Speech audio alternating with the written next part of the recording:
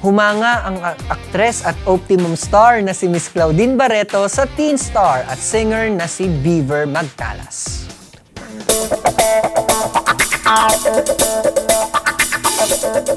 Ayon sa aktres, sa unang pagtatrabaho nila, nakikita daw niya kay Beaver ang magaling na aktor na si John Lloyd Cruz. Alam mo, natutuwa ako kasi meron dibang panahon na may ang dami-daming mga artistang bago na hindi naman talaga marunong umarte. At saka, you have to watch out for Beaver.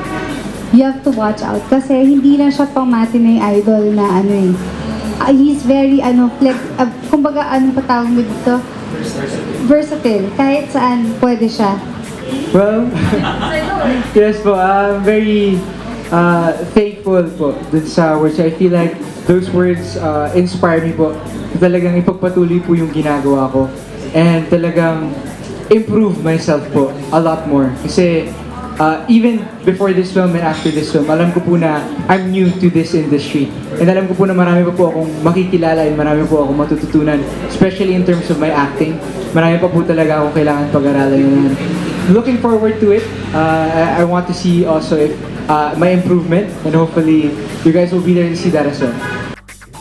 Ang pelikula ay dinirect ni Gabby Ramos bukod kina Beaver at Claudine, kasama din sa naturang pelikula sina Mutia Orquia at Maxine Trinidad. Samantala, ang classic na kantang Got to Believe in Magic ang official theme song ng When Magic Hurts. Inawit ito ng up-and-coming singer na si Cedric Escobar. Inaasahang magbibigay ito ng karagdagang emosyon at kahulugan sa mga eksena ng pelikula.